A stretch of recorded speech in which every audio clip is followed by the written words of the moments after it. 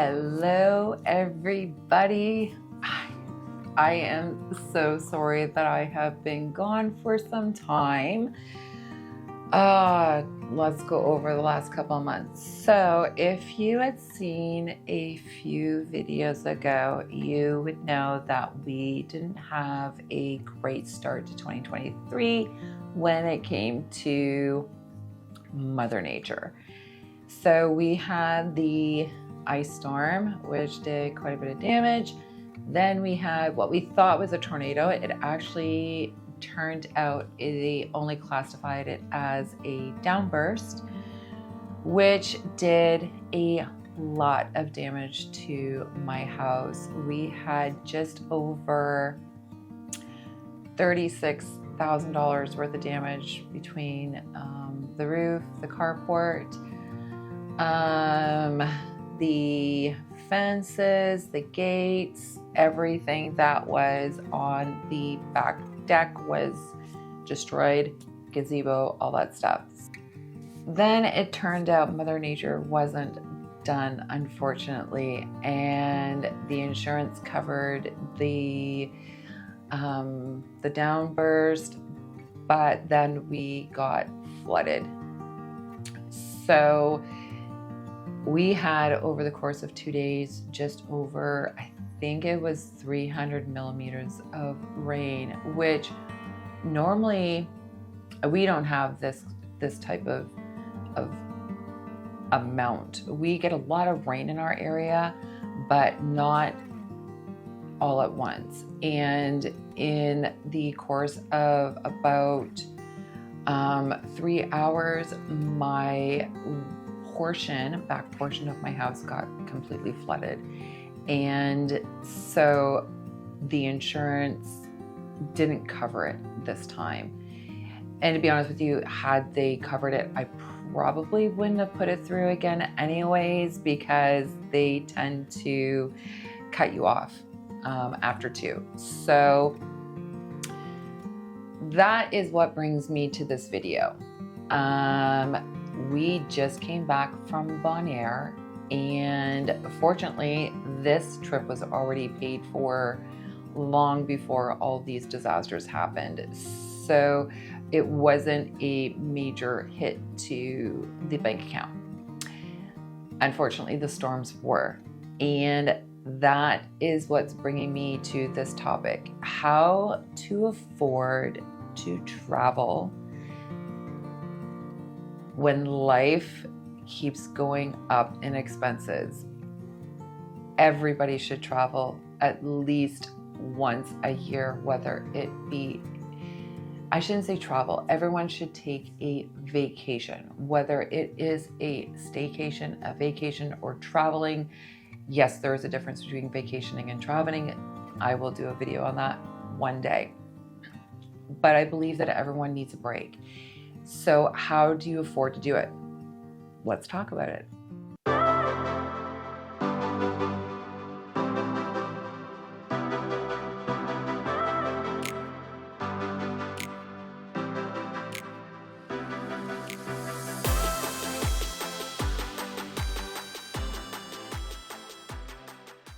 When you think about a vacation, and like I said, whether it's a staycation, vacation, or travel, we think about the cost of it. And let's be real, traveling is not super cheap for a lot of people.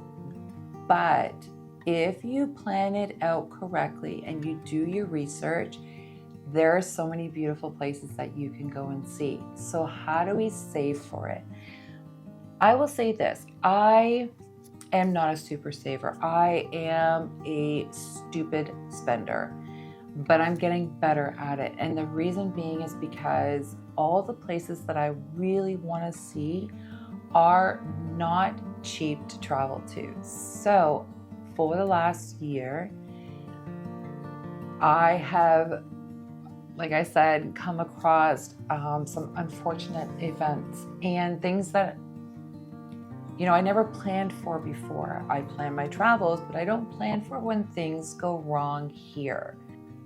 So I came up with a plan. Really, that's what it is. It's just a way to start saving, and not just saving for my travels, but saving for home expenses.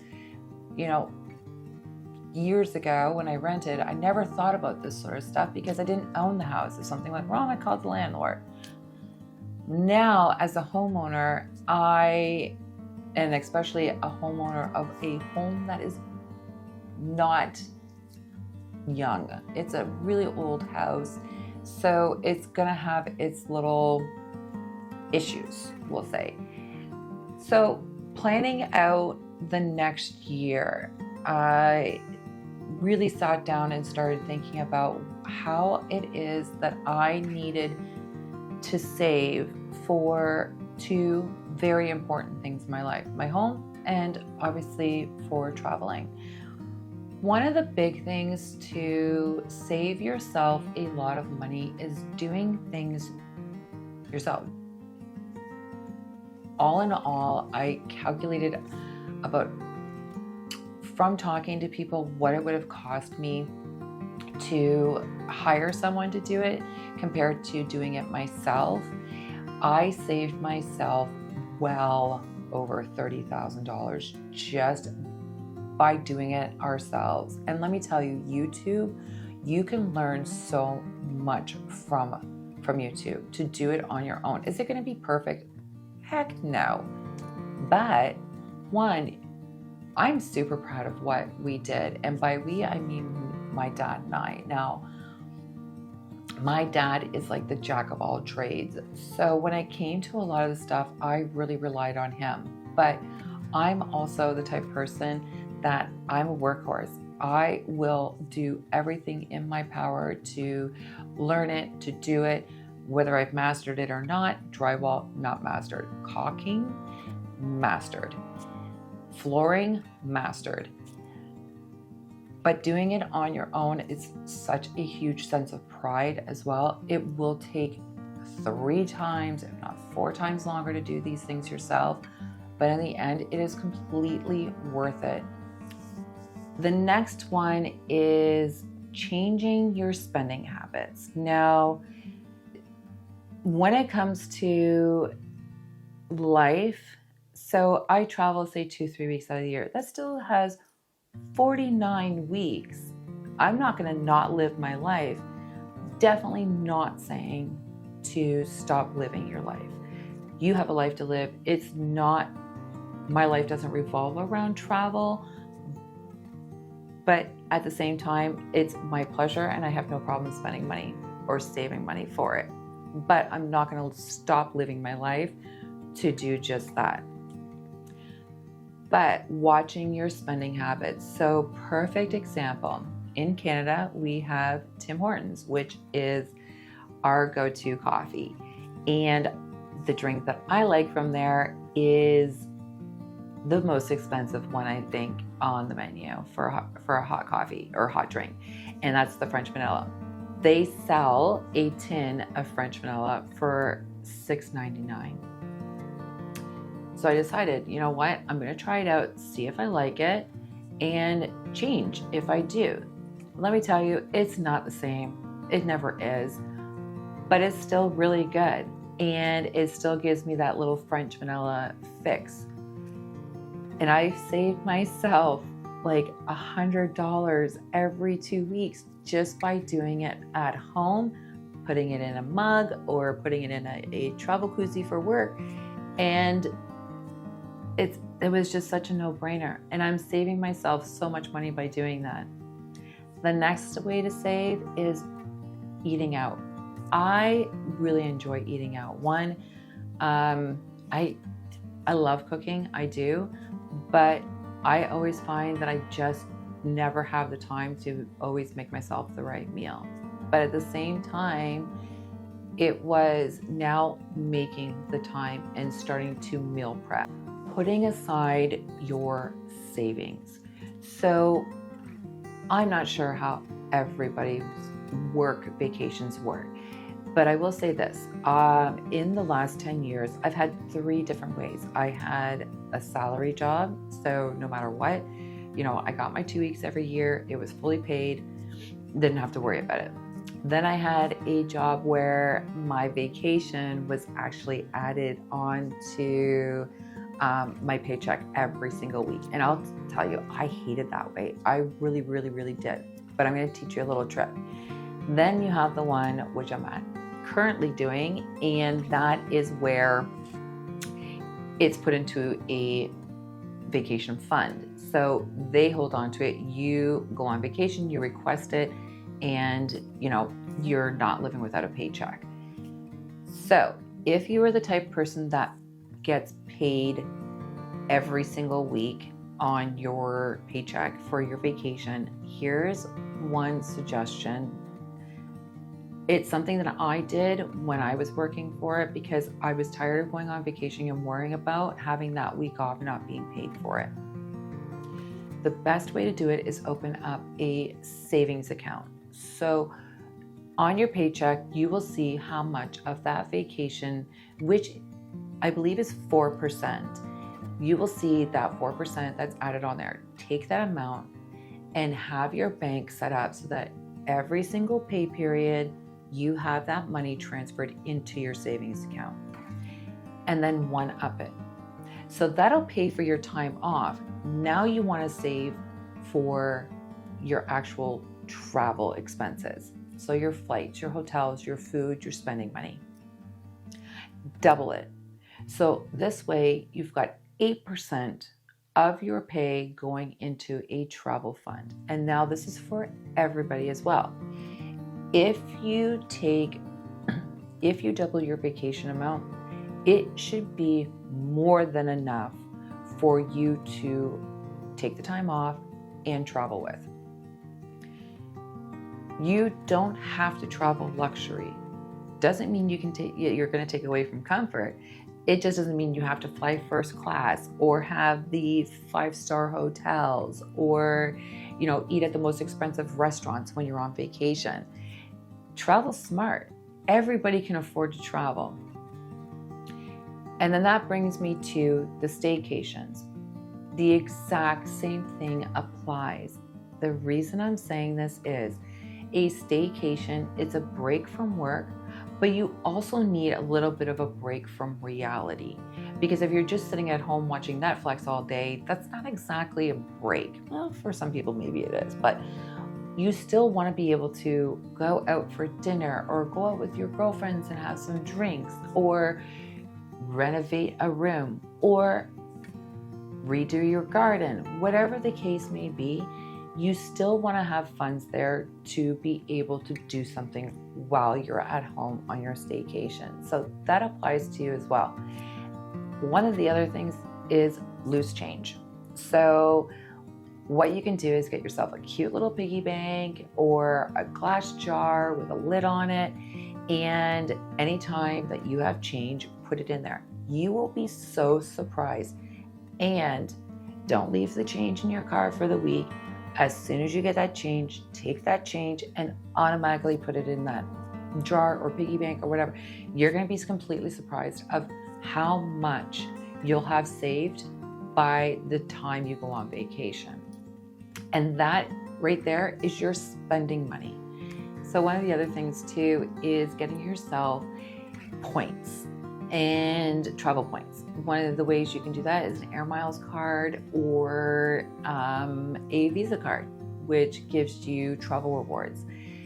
So if you are planning on taking a vacation or travel and you're not planning on staying at home, but you still want to do it in a frugal way, a budget-friendly way, one of the things that I always suggest to people is Google Explore.